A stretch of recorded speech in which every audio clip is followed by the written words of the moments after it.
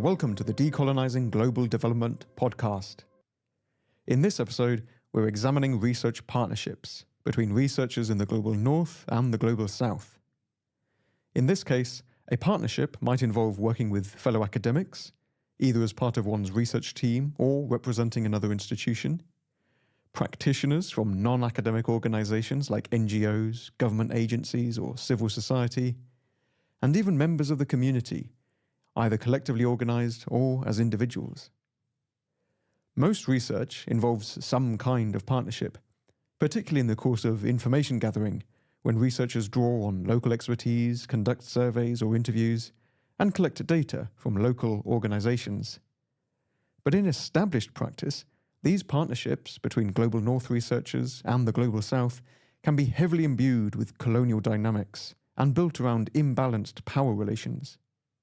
The global north researcher usually controls all aspects of a research project, from framing research questions to determining outputs, and global south partners often treated as either subordinate assistants or as passive sources of information with very little benefit from the research. So how can research partnerships be decolonised?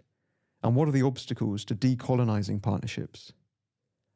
To discuss this, we are joined from South Africa by Professor Divine Fuh, Director of the Institute for Humanities Africa at the University of Cape Town.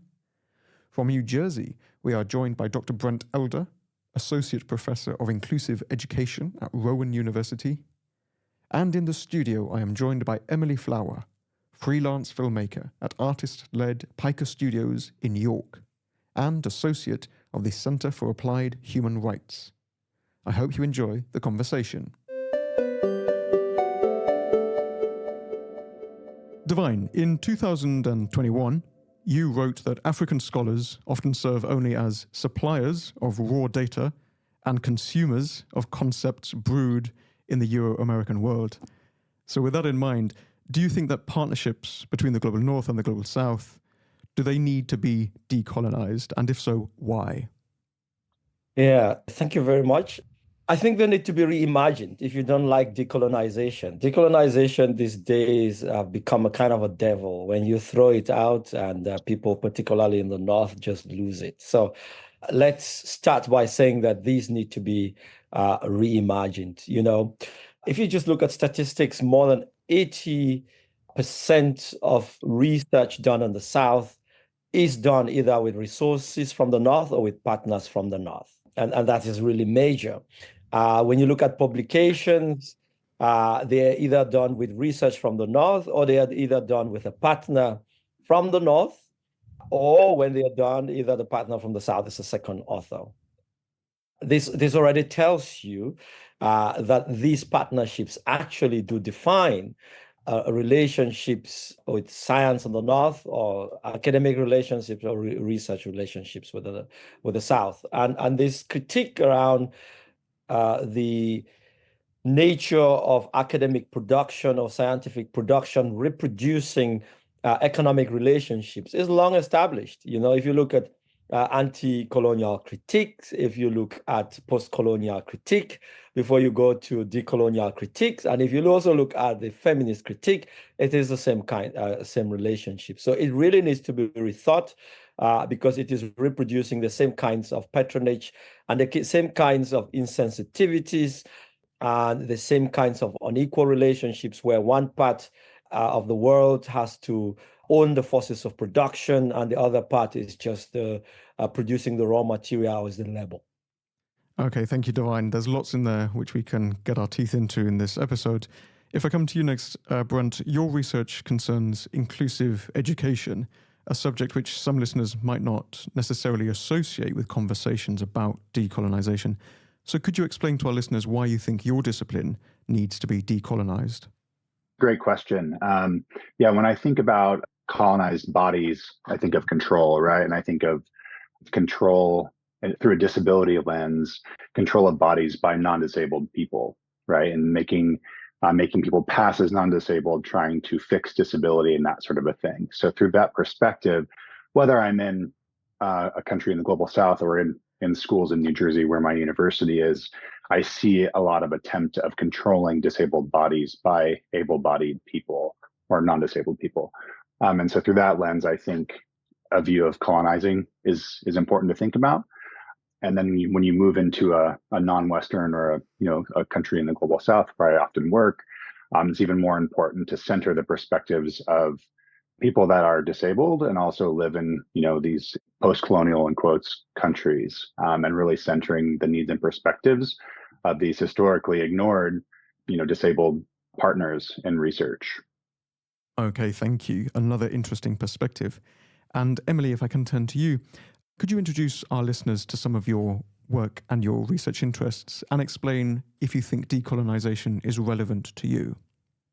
Yeah, I mean, I'm working as a researcher in the university in the Centre for Applied Human Rights. I've been working for about 10 years now on various arts-based projects. So thinking about ways that the arts can help to expand human rights practice and thinking about how collaborations between activists and artists can help to expand human rights practice. And that's included a lot of work in Uganda and Bangladesh. And I guess the processes that we've been using from the very beginning have been thinking about ways of decolonizing human rights practice, although we didn't put that label against them. Everything was about trying to ensure that things were co-owned, trying to co-author, trying to collaborate as genuinely as we could to honor long-term relationships and to sort of trouble and disrupt some of the development performances that go on. So in that respect, I think there's an extent to which as a practitioner, because I believe in decolonizing. It's amazing we've got three very different perspectives and disciplines agreeing on some ideas here, I think.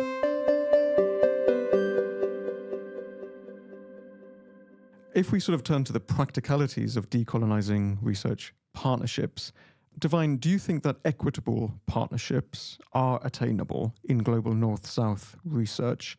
And how should researchers go about trying to establish equitable relations? Last year, in the partnership that we have with the Perivoli Africa Research Center at the University of Bristol and also the Chief Albert Lituli Chair at the University of South Africa with other major research partners on the continent, we launched the Africa Charter for Transformative Research Collaborations. And really underpinned in that charter is a really deep critique and aspiration that we need to move beyond equitable partnerships, and that equitable partnerships is a concept that touches just on the surface, and that there are fundamental issues that are beneath the surface that we need to address to deal with equitable partnerships. And we've presented this as a concentric circle. And in this concentric circle, we have tried to really deal with and really foreground some of the fundamental issues that, if addressed, can actually lead us to this equitable or what we call transformative partnerships. And these are really at different levels. One is really at epistemological level. And that, you could change the arrangements of leading research, but if you have not dealt with the epistemological issues that define what kinds of conceptual and theoretical issues shape the questions that we ask, then you're still continuing with these inequities. You have at the conceptual level, you have at the language level, so we can attain this, but we need to go beyond equitable. What we need to do is to really address the transformative issues. And this requires us to be very patient, to be very slow, to do the kinds of work that we need to do, but that we don't have time, to do it. It requires us to think about science as both universal and pluriversal, for example.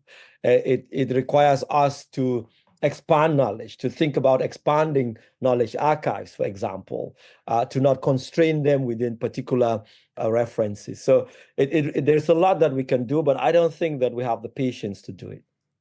Brent, you have written about your experience working in Kenya. During your research there, a partnership developed from a hired translator into a co-author of the subsequent paper. Could you tell our listeners a little about that experience and what you learned from that partnership developing over the project?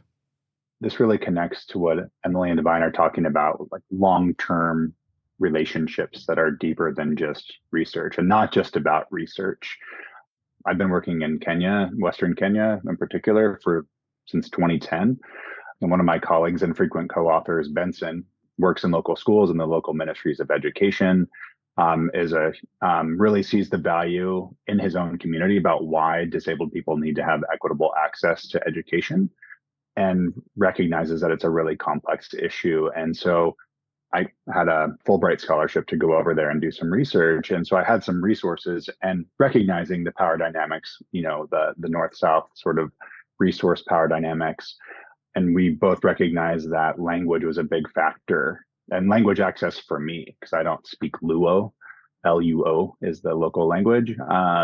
So I needed to have an interpreter and a translator in order to make things accessible for myself, and to have sort of interlocutor there to help me figure out what I might be missing, and just to provide general access, to promote language access in general. And so Kenneth, my co-author of that article, didn't have a certification in Luo, English interpretation, nor translation, but he offered a critical skill, and he was available and really understood how to provide access, and was deeply embedded in the community.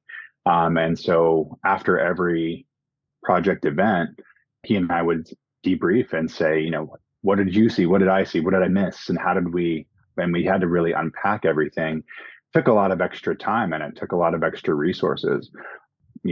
All the forms that we were using in the project had to be translated into Luo.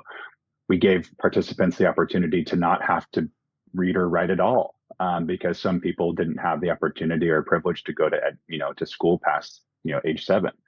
And so we had to really unpack language across the board. It wasn't just simply about me hiring this interpreter, translator, and my future co-author, Kenneth.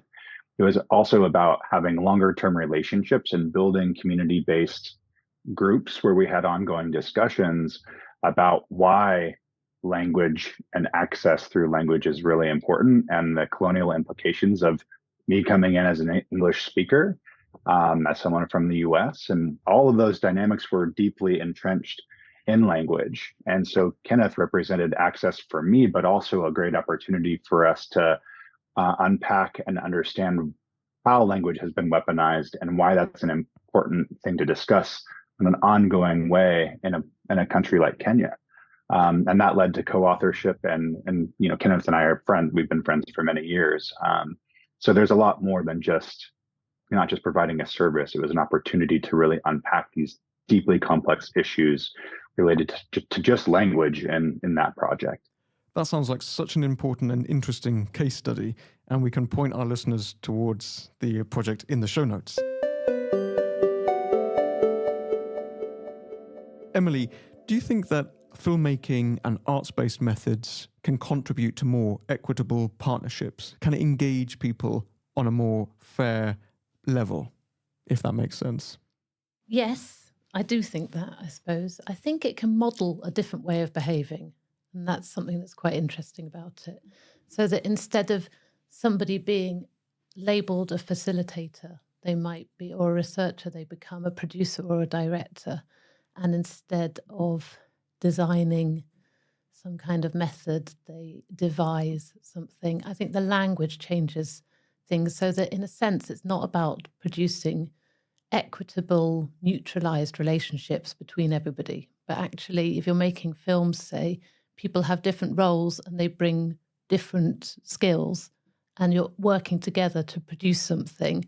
You don't need to think only about being equal. You're all thinking together about producing something, and the conversation is about the content, and it's about what you're creating. It's not about your identity. Some of the problems with a lot of the participatory work, perhaps I've been involved with before this recent research, is that it kind of aims for consent, it aims to neutralize, it aims for a form of equality that you never see anywhere in any working environment. So I don't know why we would somehow think that you could have it miraculously in research with community groups.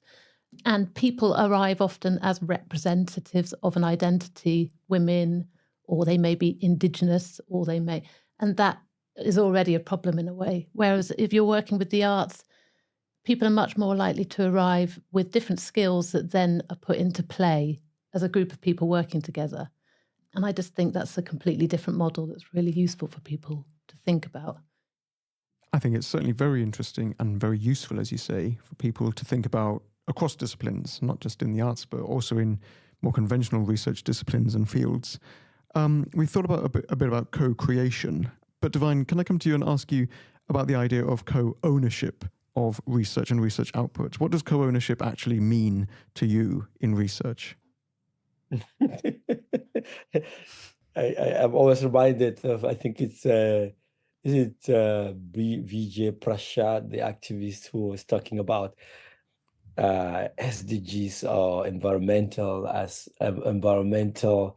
There was an aspect about collective work in environmental work when he says that it was a bourgeois, a kind of a bourgeois nonsense, you know. I mean, I must say the way that co-creation has been articulated is in a very poor, patronizing manner, and in a way that allows what you could call, in this instance, a kind of bourgeois thinking to imagine that they have given back and therefore you don't have to engage with the ethical issues. So every time I've heard somebody spoken about co-creation, I've heard them articulate it in a very patronizing way. So I think there is a lot of work that has to be done around this idea of co-creation. And when I talk about research, I'm talking about scientific research, but I'm also talking about scientific research in the context of academia. And academic research is a particular kind of research born out of a particular context and driven by particular questions. So already the idea of co-creation assumes that, when you start asking what I call the DNA, that when one starts unpacking, that decolonization, like all emancipatory projects, actually push us to unpack the DNA of a framework, of a structure, of an idea, of a process, of a mode of production. The mode of academic production means that the idea is driven by something else. So when you say co-creation, what do you really mean?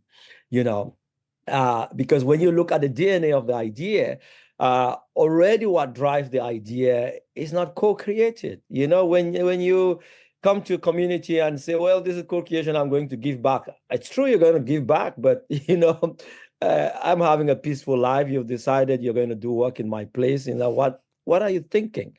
So that's a very bourgeois idea. It needs to be rethought. What we actually need to push for is dignified work, is work that respects dignity. Co-creation does not necessarily respect dignity. It does not necessarily respect ethics. It's just that it allows you the freedom to say you've given back, you've done something together, and therefore you're off the hook. So we have to be pushing for something else. And it means that really unpacking. It is the late Nigerian scholar Hari Garuba who talks about circuits of value. What are the circuits of value that shape work, thinking, production in a particular place? And in the academic context, there are different circuits of value. In everyday life, there are different circuits of value. In a different context, there are different circuits of value. How we navigate and negotiate that, and how we respect each other and cause each other to understand and respect each other mode of production, I think that's co-creation. Okay, thank you very much. That's a very emotive and impassioned call to arms, I suppose, to push further, as you say, to push these things further and to place dignity at the center of it and avoid these sort of bourgeois appropriations of ideas like co-creation. Something that this podcast is really interested in is contemplating the practicalities of decolonizing research, not just thinking about the theory, but thinking about putting it into action in the real world settings. And therefore, we want to contemplate some of the challenges, some of the obstacles that researchers might face. So with that in mind, I might come to you, Brett, and ask you, how much of a barrier do you think things like culture and language are to decolonizing research? If we want to involve local communities, if we want to equalize partnerships, can culture and language be a big obstacle? Yeah, absolutely. Especially if you're talking about sort of the trend of flying into a place and flying out, with a large donor organization or whatever, right? Like that's super common and very damaging and arguably ineffective, right? So when I mentioned having a relationship in Kenya since 2010, that's about cultivating relationships. I live with my colleague Benson, and then his family lives in this specific area, and that's where my interpreter also, my co-author Kenneth also lives. And we go to similar schools, and we've established these working groups, these inclusion committees, and we have this sort of these iterations of projects that we've done throughout the years. That there's a lot of tension within the language piece and the culture piece, and spending long periods of time there, sometimes a year, sometimes 7 months, really digging into the local communities. But also that's about relationships, and sometimes that doesn't mean that you move fast. Sometimes that means that you're just there, you're listening, and you're inviting people there because they're historically not invited. Oftentimes for me in my work, that's disabled community members who are have a lot of deep historical knowledge of their own discrimination, and getting them to participate, and getting them if they're participating in your project, they can't be working, and they're already historically extremely poor. And so there's a lot of things that are all interconnected, which makes this work really challenging, but also really interesting, because you have these intersections of these colonial realities all intersecting in these spaces. And so culture and language are certainly a big part of that. But I think having this notion of co-creation, having structures where everyone can reflect as you build relationships, and to have these open conversations about the impacts of colonialism in this particular region of Kenya, and why are we seeing these issues that are so prevalent? It's not because this community is inherently poor. It's because these external factors have been forced upon them, that their culture and language have been, attempted to be extinguished through power and Western privilege. So that's the tensions of the work. But having these longer term relationships are super critical, even if it still represents a north-south dynamic. I feel like if we sort of throw up our hands and say, this is inherently colonial, that takes away opportunities to find new ways of moving forward together.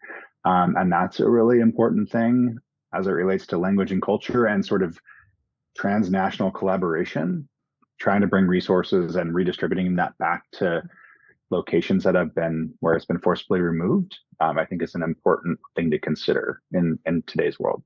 And you've mentioned two key points that I do want to pick up in a moment. But before I do, Emily, can I ask you, in your work around human rights, have you come across diverging ideas, cultural ideas about things like human rights? If people disagree on what a human right is, do they apply equally in all different countries that have different beliefs and attitudes? And how have you managed to bridge some of these differences? I mean, I think a lot of people are quite careful about claiming that they know much about human rights. I think for a lot of people, they understand human rights to be something that requires a lot of legal expertise to understand, and it's quite distant from them. But at the same time, I think human rights can still mean quite a lot for them as a kind of ideal that's out there, something that's kind of somebody somewhere said perhaps that they should also be included, to go back to Brent's situation. And that can be quite empowering, I guess is the word, although you may not actually be able to act on that empowerment within your context. I mean, it depends, doesn't it? If you get so I think, but obviously human rights as a concept, sort of social justice, for example, people have all sorts of different interpretations of what they think social justice means. You can have thousands of conversations about what that means. You can have thousands of conversations about what human rights might mean in different contexts. I'm not researching that, luckily, because you can imagine that I would get quite tangential. But human rights as a mainstream practice, I think people feel quite far from. But human rights as a concept, I think people find quite easy to understand. And now I want to pick up those points that you made me think of, Brent. There were two added challenges, one being time and one being reflection. So does decolonizing partnerships, does that take additional resources, especially in terms of time and in money, in your experience? Yeah, I think so. And I usually say if you can't afford to have the resources to provide access to language and spend the time, even if it's a smaller scope, longer term project, then if you can't afford to do that, then you can't afford to be there. And I'd rather not have a project happen if you can't really engage, a million steps ahead of time to really make sure that you're not going to go in there and replicate these, colonial oppressions. Obviously, some of those are going to be inevitable just based on the inherent structure of, oftentimes how grant funding works. But if you can't really sort of push back against that actively from the very beginning, and with who you're thinking about bringing into the project and making sure that it is as equitable as possible, then I would say you don't have the resources to do it responsibly. That's a really good, sober point, I think, based on your experience.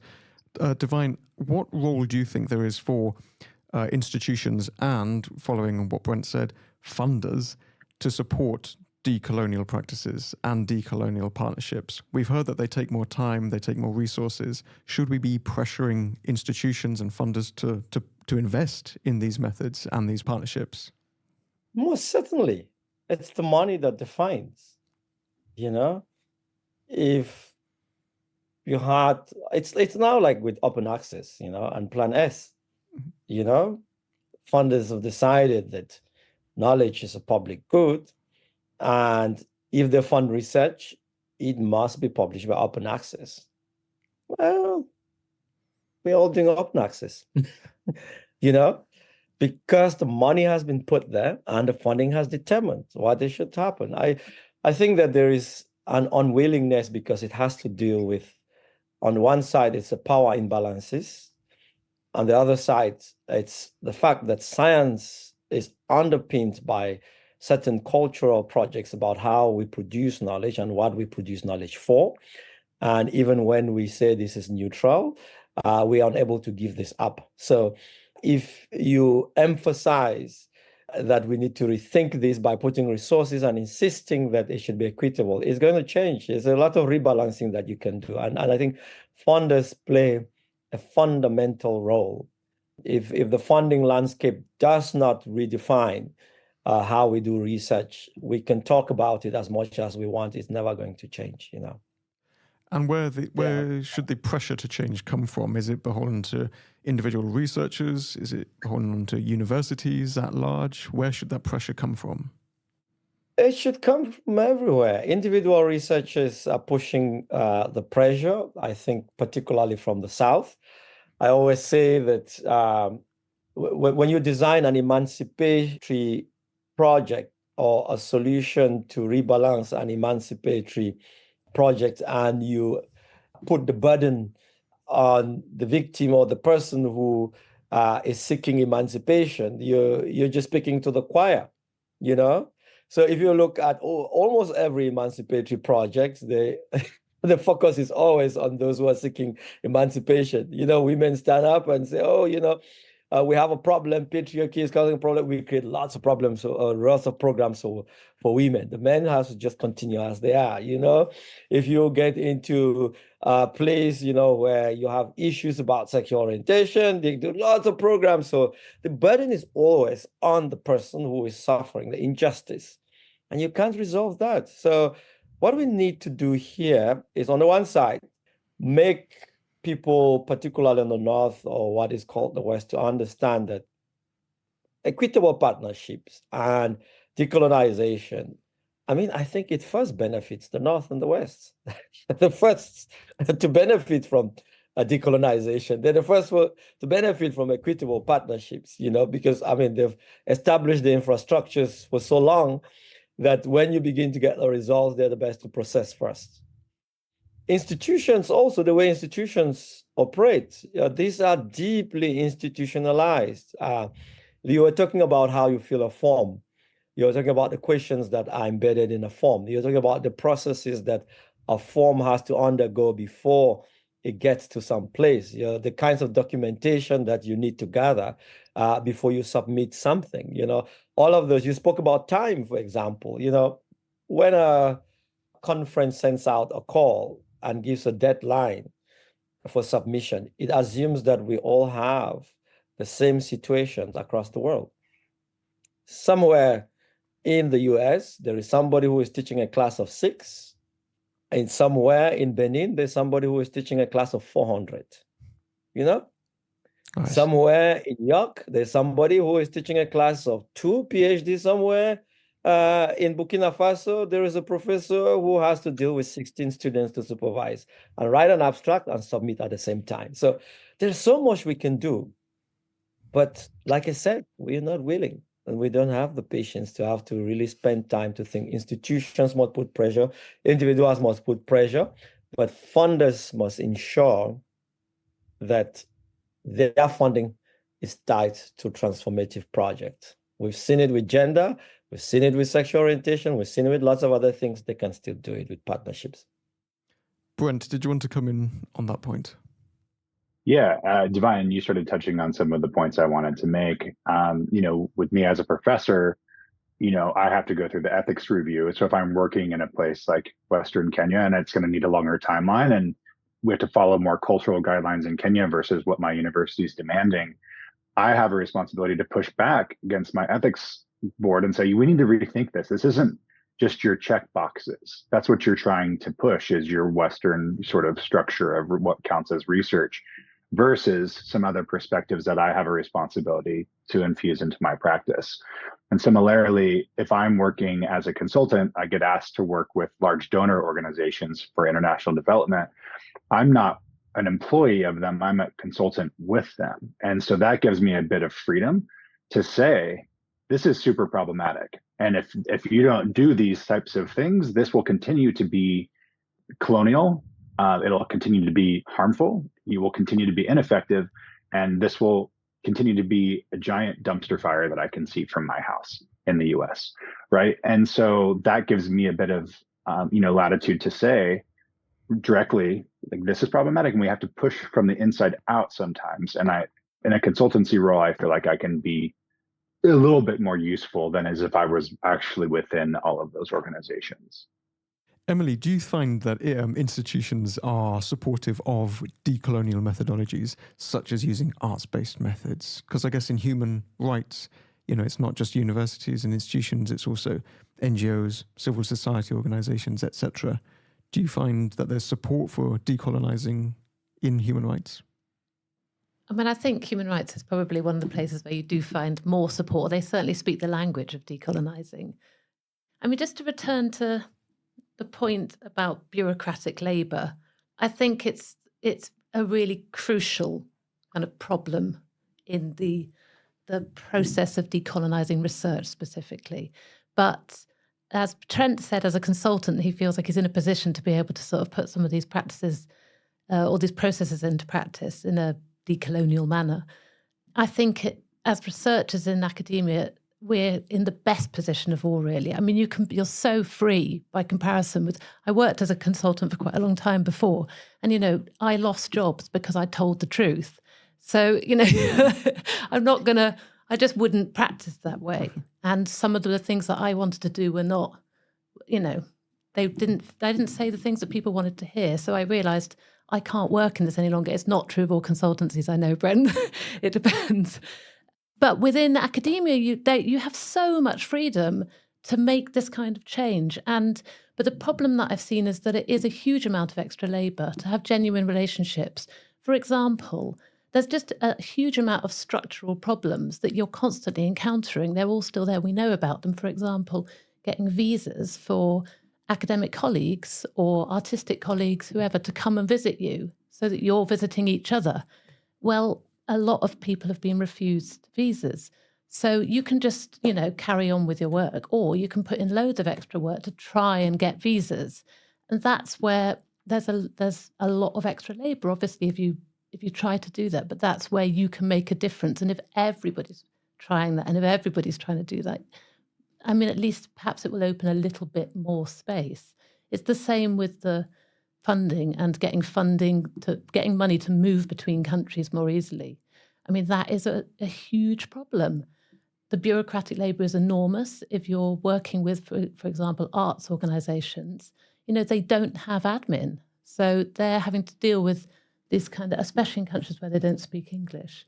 So they're having to deal with, masses of really bureaucratic English forms and a lot of partners you can't work with as a result of that. So some of these processes, I think, they're limiting what we can know, they're limiting partnerships, they're limiting possibility. And as a researcher, you're in a position to try and push and make change in a way that you're probably not in most other jobs. So I feel like we're really well positioned to do something, even if it's just all of us working individually to sort of stay true to our practice. That seems to me a very positive note as we draw towards the end, because I've got an eye on the time. Would either of you, Divine or Brent, like to add anything to what Emily has just quite emphatically said? Sort of a call to arms, perhaps? I think I'll just add, not only should we as researchers in a university space be pushing these boundaries, I think that we have an ethical and moral responsibility to do so. We all live in this space and we talk about it.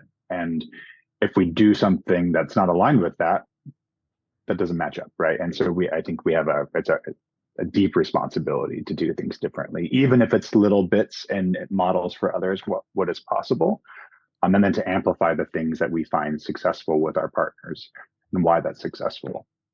Divine, would you like to add anything to that? I don't know what to add. I think that there is a lot of hope. Again, I think where there is a will, there is a way. And I like, as Emily is putting it, the bureaucratic level needs extra work, but we don't want to do the extra work. And that's the challenge. The advice I give is that we have to think about the long term. What kind of world do we want to build for our children and for the people that we are training? And if we see it in that way, and I think that we want to build an equitable world, we want to build a balanced world, we want them to live in a better space. And we need to put in the labor now to ensure that we transform this particular place for them. Tomorrow, we experience the world really badly and poorly when we exclude people, when we exclude groups, when we exclude plants, we exclude animals, we exclude. I see how people respond to nature and the climate crisis. Immediately, everyone jumps. I see how we respond to LGBTQAI, persecutions. We all jump. I see how we respond, to war. We all jump. So why is an equitable partnership such a difficult thing to do? So it's an intention that we don't want to change it. We want so many other things to change, but we don't want this particular thing, which is harming us. There are lots of discoveries that we really want because we have colleagues working together. There's lots of inventions that we want to have insight and access to because we want colleagues across the world working together, seeking to solve cancer, seeking to solve malaria, seeking to solve lots of challenges that we all face. Why do we think that these solutions must be provided by one part of the world? So we are limiting the opportunities and possibilities that humanity can have and to transform humanity to a better place by not doing this. Okay, on that note, I think we've come to the end of our time, but thank you so much, everybody, for your contributions. You've given our listeners so much to think about when it comes not just to research partnerships, but to decolonizing absolutely everything about research and about this whole context in which we do research, from institutions to epistemology, as you mentioned right at the very start, Divine. So thank you very, very much for your time and for your contributions today. I hope you enjoyed that conversation. Please join us next time on the Decolonising Development Research podcast when we'll be discussing decolonizing research methodologies.